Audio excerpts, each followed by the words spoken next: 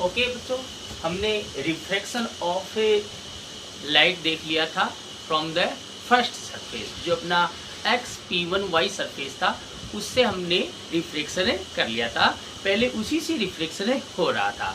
अब जो दूसरे वाला जो सरफेस है उससे हम रिफ्लेक्शन करते हैं और उससे देखते हैं कि उससे इमेज क्या बनती है, उससे कौन सी इमेज ऑब्टेन होती है। तो हमारा जो सेकंड सरफेस था, देखो स्टेप सेकंड देखिए, रिफ्लेक्शन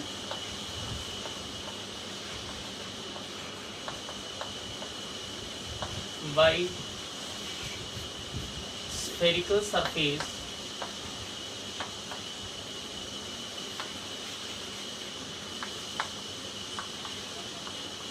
XP2Y।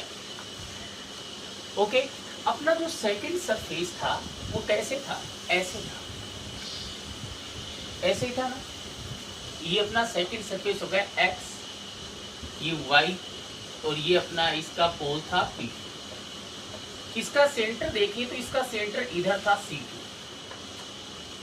ये इसकी प्रिंसिपल X हो गई।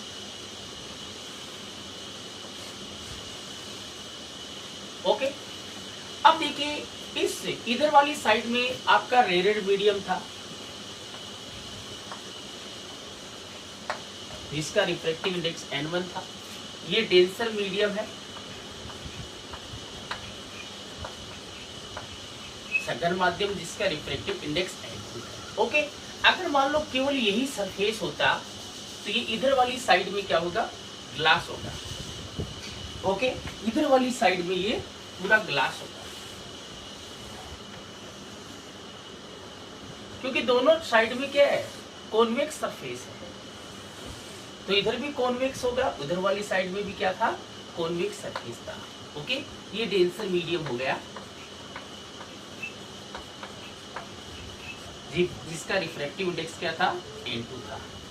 ओके, अब देखिए ये जो सेकंड जो सरफेस है, इस सरफेस पर, फर्स्ट सरफेस पर जो लाइट रे आ रही थी वो ऑब्जेक्ट O से आ रही थी। ओके, और फर्स्ट सरफेस से अगर ओनली फर्स्ट सरफेस होता है, XP1Y ओनली फर्स्ट सरफेस है, तो उससे उस ऑब्जेक्ट O का जो इमेज ऑब्टेन हुई थी, जो प्रतिबिंब बना था, वो I1 बना था।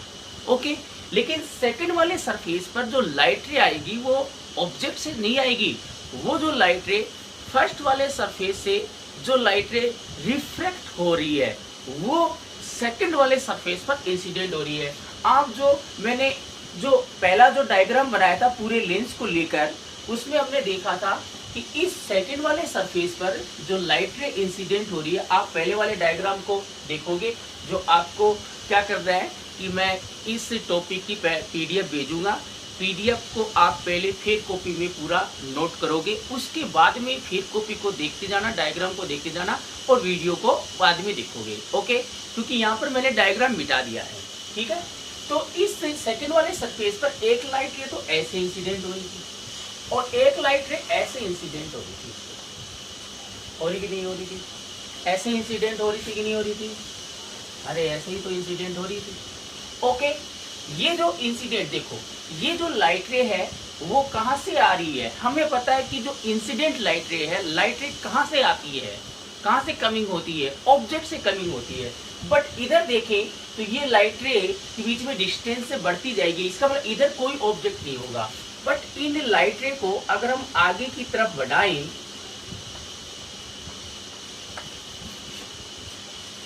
तो यहाँ पर ये सीम टू मीट हो रही है, इसका मतलब यहाँ पर जा रही है। ओके, ये जो इंसिडेंट लाइट रे वो कहाँ से आ नहीं रही, यहाँ जा रही है। तो जो इंसिडेंट लाइट रे जहाँ से आती है या जहाँ जा रही है, ओके, वही क्या होता है, ऑब्जेक्ट होता है। जो लाइट रे है वो इनकमिंग जो लाइट रे है, इंसिडेंट लाइट रे है, वो ऑब्जेक्ट से आती है। तो इस सरफेस के लिए ऑब्जेक्ट क्या होगा, I1 होगा। दैट मीन्स जो पहला जो सरफेस था XP1, उसके लिए ऑब्जेक्ट O था, उस ऑब्जेक्ट की जो फर्स्ट सरफेस से इमेज बनी थी I1, वो जो इमेज I1 है वो सेकंड वाला जो सरफेस है XP2Y, उसके लिए ऑब्जेक्ट की तरह बिहेव करेगा, like as a object. Okay, तो पहले वाले सरफेस के लिए ऑब्जेक्ट O और दूसरे वाले सब्जेक्ट के लिए जो सरफेस है x_p2y, उसके लिए आपका जो ऑब्जेक्ट होगा वो क्या होगा, फर्स्ट वाले सरफेस से जो इमेज बनी है I1 वो उसके लिए क्या होगा, ऑब्जेक्ट होगा। और ये इमेज जो फर्स्ट वाले सरफेस से बनी है ये इसके लिए ऑब्जेक्ट होगा और इसकी इमेज इसकी जो फाइनल इमेज है वो हम इससे ऑब्टेन कर लेंगे। अब देखो ये लाइट रे जा रही है, वो इस पर नॉर्मल इंसिडेंट होगी, वो तो सीधे निकल गई। ओके, ये लाइट रे कैसे होगी, देखो इसके लिए नॉर्मल ड्रॉ करें तो ये एंड पॉइंट हो गया। ओके, इंसिडेंट पॉइंट ये है तो नॉर्मल ड्रॉ करो इसके लिए, तो इसके लिए ये नॉर्मल ड्रॉ हो गया। ओके, तो ये लाइट रे कहाँ से डेंसर टू रेयर में जा रही है, डेंसर टू रेयर, तो एक्चुअल पथ इसका ये है, तो टुवर्ड्स टू द नॉर्मल की away from the normal, away from the normal आएगा, ये ऐसे रिफ्लेक्ट हो गई। तो लाइट रे ऐसे रिफ्लेक्ट हुई तो इसकी फाइनल इमेज यहाँ पर ऑब्टेन हो जाएगी। ओके, इस इमेज की फाइनल इमेज यहाँ ऑब्टेन हो रही है, ठीक है ना। तो यही है कि सेकंड वाले केस में इस जो स्फेरिकल सरफेस x_p2 है, जो गोलीय पृष्ठ x_p2y है, उससे इमेज क्या होगी, पहले वाले सरफेस से हमें जो इमेज ऑब्टेन हो रही है वो I1 है, ठीक है ना। पहले वाले सरफेस के लिए ऑब्जेक्ट O था, उसकी इमेज बनी थी I1 बनी थी। ओके, और सेकंड वाले सरफेस से इमेज बन रही है I, लेकिन सेकंड वाले सरफेस के लिए ऑब्जेक्ट क्या होगा, जो फर्स्ट वाले सरफेस से जो इमेज ऑब्टेन हुई है I1 वो सेकंड वाले सरफेस के लिए किसकी भांति कार्य करेगी, ऑब्जेक्ट की भांति कार्य करेगी और इस ऑब्जेक्ट की ये इमेज बन रही है। तो यहाँ पर ये ऑब्जेक्ट होगा और ये क्या होगी, इमेज होगी, किसको समझो, ठीक है ना। तो ये इमेज है, तो P2 की इमेज से जो डिस्टेंस होगी इमेज होगी ना, तो इमेज डिस्टेंस इसको हमने क्या ले लिया, V ले लिया। ओके, इसको ये ऑब्जेक्ट हो गया, इसको हमने ऐसे रख लिया, ठीक है ना। यहाँ पर जो C2 है, C2 की P2 से जो डिस्टेंस है वो क्या होगी, R2 होगी, centre of radius of curvature होगा। यहाँ पर हम साइन कन्वेंशन नहीं ले रहे हैं, ओके, डायरेक्ट फॉर्मूला लगाएंगे, तो न्यूमेरिकल में हम साइन कन्वेंशन यूज में लेते हैं। ओके, तो सेकंड वाले सरफेस से ऐसे रिफ्लेक्शन होगा। तो हमने फर्स्ट वाले डायग्राम में दोनों सरफेस से एक साथ रिफ्लेक्शन किया था, अब अलग अलग हम सरफेस से रिफ्लेक्शन कर रहे हैं। फर्स्ट वाले सरफेस से इमेज बनी थी I1 बनी थी, सेकंड वाले सरफेस से इमेज क्या बन रही है, I बन रही है। फर्स्ट वाले सरफेस के लिए ऑब्जेक्ट O था, सेकंड वाले सरफेस के लिए ऑब्जेक्ट क्या है, जो फर्स्ट वाले सरफेस से जो इमेज ऑब्टेन हुई है I1 वो सेकंड वाले सरफेस के लिए क्या है, ऑब्जेक्ट होगी। ओके ओके, अब देखिए इसके लिए हम रिफ्लेक्शन फॉर्मूला लगाते हैं, फ्रॉम रिफ्लेक्शन फॉर्मूला। इस केस में रिफ्लेक्शन फॉर्मूला क्या होगा, अपवर्तन सूत्र क्या होगा,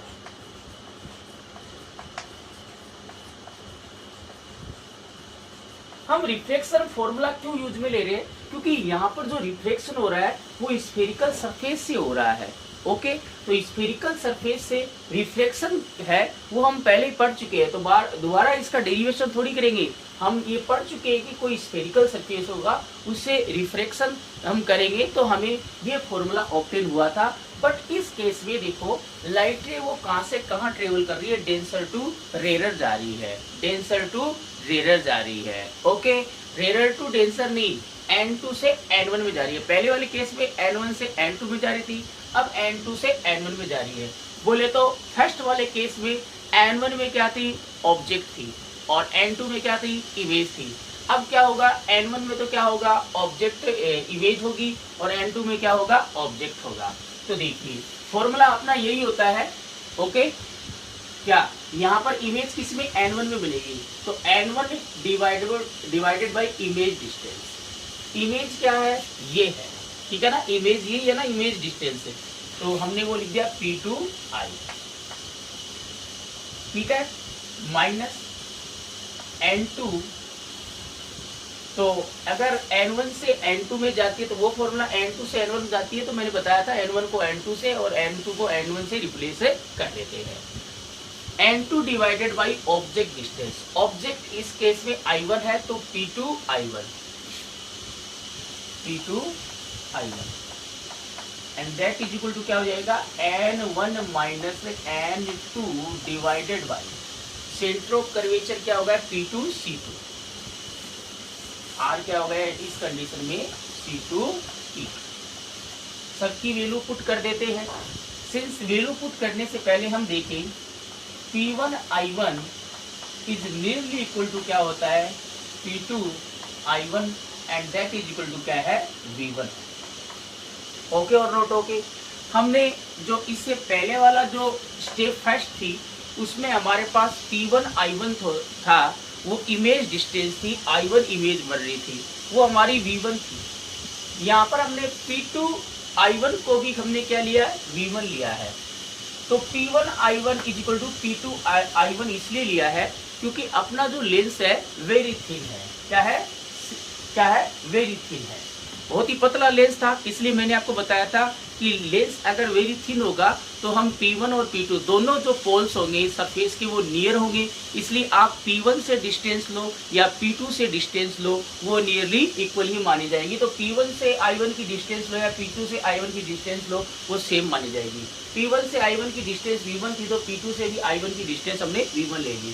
फॉर वैल्यू रख दो इसमें, देखो क्या जाएगा, N1 अपॉन P2I।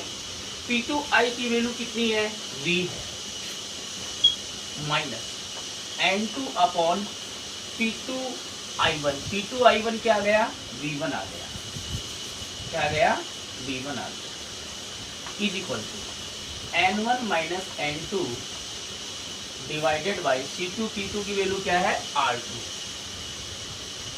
ओके और नॉट ओके। ये हमारे पास आ गई इक्वेशन नंबर 2।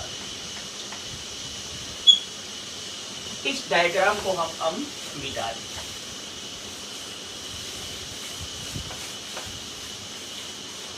ओके, हमारे पास इक्वेशन जो 1 आई थी, इक्वेशन जो 1 थी हमारे पास वो ये आई थी, N2 upon V1 minus N1 upon U that is equal to N2 minus N1 upon R1। ये हमारे पास इक्वेशन फर्स्ट आई थी जो स्टेप फर्स्ट में मिली थी। हमारे पास सेकंड जो इक्वेशन आई है वो आई है N1 अपॉन V, मैं दोबारा लिख देता हूँ इसको, N2 upon V1 is equal to N1 minus N2 upon R2। Okay, आपको ओनली ये इक्वेशन आपको निकालनी है, उसके बाद में जस्ट सिंप्लीफिकेशन है। ओके, बहुत ही इजी कैलकुलेशन होगी। यहाँ से हम क्या करते हैं, इक्वेशन 1 को 2 से ऐड कर देते हैं। इक्वेशन 1 ऐड 2 दोनों को ऐड कर दो। तो इक्वेशन को ऐड कैसे करते हो आप, इक्वेशन को कैसे ऐड करोगे आप,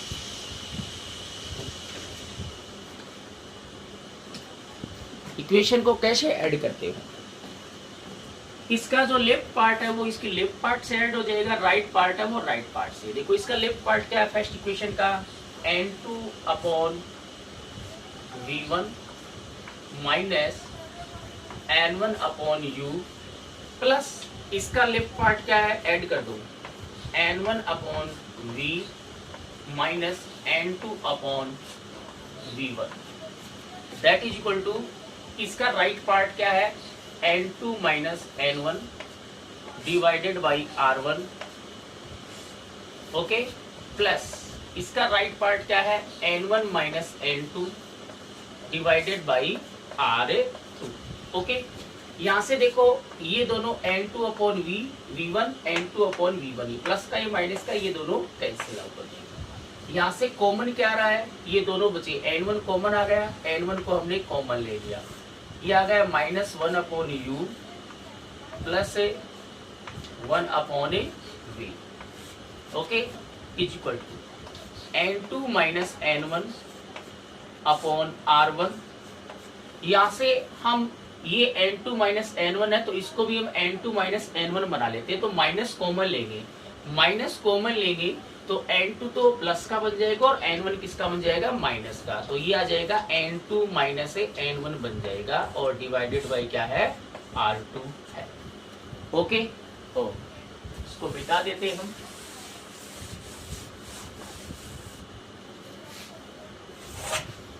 ओके, अब देखिए इधर वाली साइड में देखो N1 बाहर है, अंदर क्या चल रहा है, हम प्लस वाले को पहले लिख लेते हैं, 1 upon V minus 1 upon U, अच्छा लगता है। इज इक्वल टू, यहाँ से देखो कॉमन क्या आया, n2 माइनस n1 दोनों में है, कॉमन आ गया, n2 माइनस n1 को हमने बाहर ले लिया, यहाँ क्या बचा, यहाँ बचा हमारे पास 1/r1 माइनस यहाँ क्या बचा 1/r2।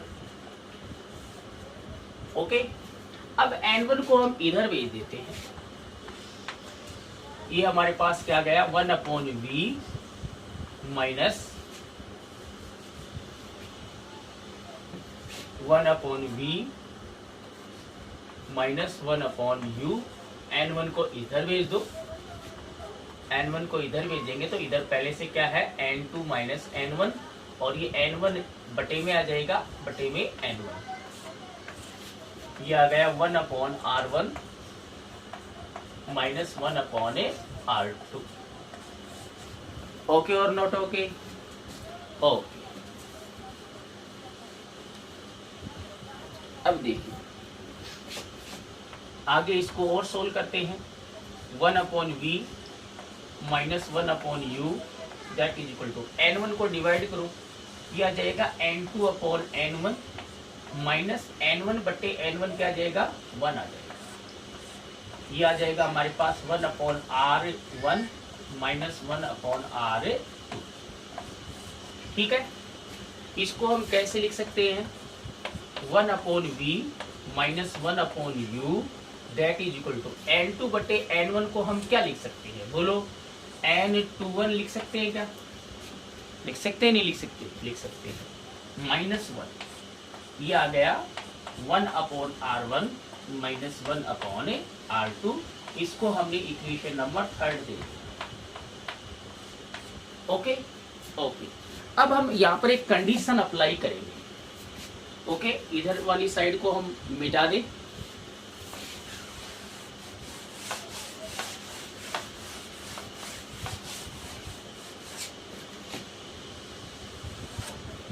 एक कंडीशन अप्लाई करते हैं। देखो,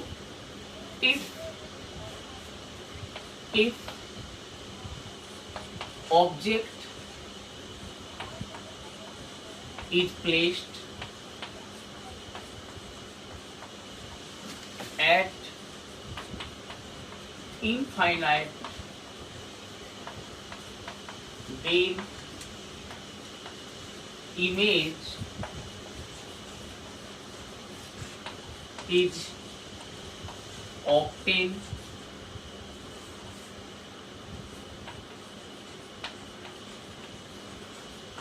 at focus point। क्या ये आप जानते हो, लेंस हो चाहे मिरर हो, अगर ऑब्जेक्ट अगर इनफाइनाइट पर है, ऑब्जेक्ट क्या है इनफाइनाइट पर है, तो इनफाइनाइट से लाइट रे क्या आती है, पैरेलल आती है, तो वो लेंस से क्या होंगी, रिफ्लेक्ट होगी, कहाँ मिलेंगी, फोकस पर मिलेंगी। अगर ऑब्जेक्ट इनफाइनाइट पर है तो इमेज कहाँ बनती है, फोकस पर बनती है। तो इमेज फोकस पर है, अगर ऑब्जेक्ट इनफाइनाइट पर है तो उस ऑब्जेक्ट की लेंस से डिस्टेंस क्या होगी, ऑब्जेक्ट डिस्टेंस क्या होगी, सिंस, ठीक है, सिंस इस कंडीशन में आपकी जो यू जो होगी वो क्या होगी, इनफाइनाइट होगी, ऑब्जेक्ट डिस्टेंस इनफाइनाइट होगी। तो हम कहें कि हेंस ऐसे लिख सकते हैं, hence at u equal to infinite, v equal to क्या होगा, f होगा। ओके, अगर ऑब्जेक्ट इनफाइनाइट पर होगा तो इमेज कहाँ बनेगी, फोकस पॉइंट पर। तो इमेज अगर फोकस पॉइंट पर है तो इमेज डिस्टेंस क्या होगी, फोकल लेंथ ही होगी। ओके, तो फ्रॉम इक्वेशन थर्ड में इसकी वैल्यू पुट कर देते हैं, ये दोनों वैल्यू पुट कर दो इक्वेशन थर्ड में, 1/v, v की जगह क्या आ गया, f आ गया, माइनस u की जगह क्या आ गया, infinite, that is equal to n21 minus 1/r1 minus 1/r2। Okay, तो 1/f आ गया, सिंस 1/इनफाइनाइट जो होता है वो क्या होता है, 0 होता है। ठीक है, ये 0 हो गया, दैट इक्वल टू क्या आ गया, n21 minus 1/r1 minus 1/r2। This is the lens maker formula. यही क्या होता है, लेंस मेकर सूत्र होता है, लेंस निर्मात्री सूत्र होता है। यही बताया था ना आपको, वेरी सिंपल सी बात है। आपको पहले पूरा डायग्राम बनाना है, पूरे लेंस से आपको रिफ्रैक्शन करना है, प्रकाश का अपवर्तन करना है, दोनों सरफेस से होगा। उसके बाद में एक एक सरफेस से हम इमेज बनाएंगे। पहला जो सरफेस है XP1Y, उससे इमेज है वो I1 बनेगी। दूसरे वाले सरफेस से जो इमेज बनेगी वो क्या बनेगी, I बनेगी। ठीक है ना। पहले वाले सरफेस के लिए ऑब्जेक्ट O होगा, दूसरे वाले सरफेस के लिए ऑब्जेक्ट जो होगा वो पहले वाले सरफेस से जो इमेज ऑब्टेन हो रही है वो दूसरे वाले सरफेस के लिए ऑब्जेक्ट होगा। दोनों के लिए हम रिफ्रैक्शन फॉर्मूला लिखेंगे। ओके, पहले वाली स्टेप में जब फर्स्ट वाले सरफेस से रिफ्रैक्शन कर रहे थे तो लाइट रे वो रेयर टू डेंसर जा रही थी, तो रिफ्रैक्शन फॉर्मूला वो काम में लेंगे। सेकंड वाली स्टेप में लाइट रे वो डेंसर टू रेयर जा रही थी, तो उस कंडीशन में N1 की जगह N2 और N2 की जगह N1 हम शिफ्ट करके वो फॉर्मूला लगाएंगे। फिर दोनों फॉर्मूले को, दोनों जो इक्वेशन है उनको ऐड कर देंगे और ये कैलकुलेशन कर लेंगे। इसको हम इक्वेशन नंबर क्या बोल देते हैं, 4 बोल देते हैं। ओके, ये लेंस मेकर फॉर्मूला हो गया।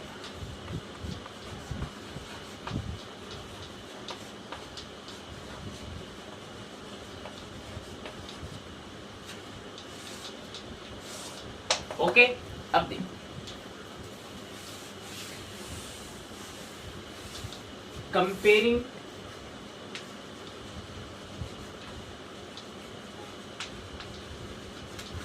Equation 3 and 4।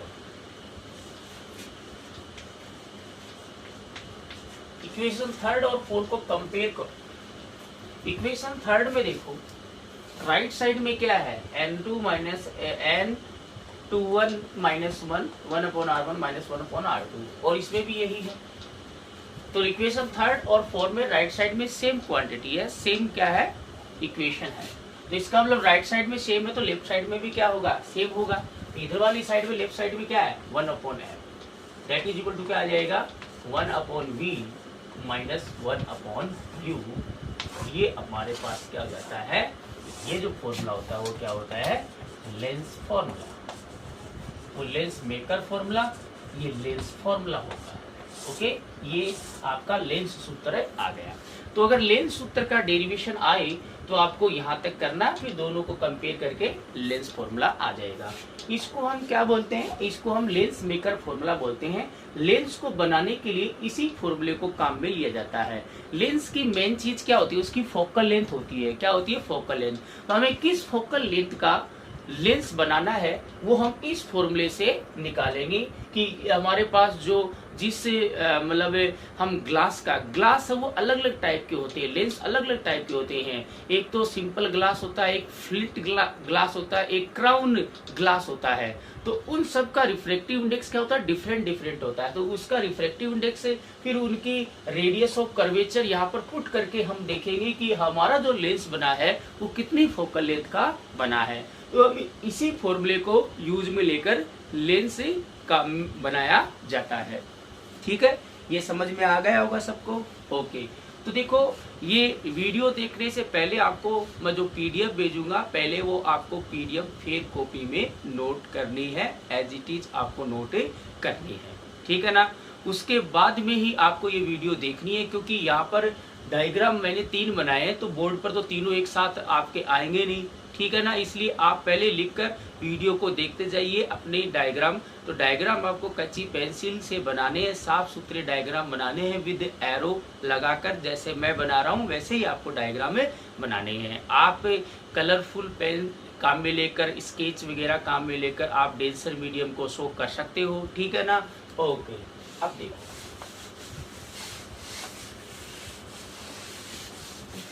अब देखो न्यूमेरिकल्स के लिए हमारे पास ये जो लेंस मेकर फॉर्मूला आया है,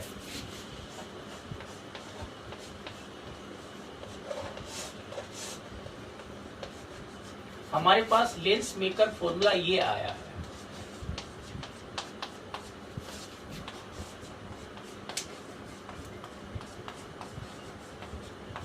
ओके, फॉर न्यूमेरिकल या इन न्यूमेरिकल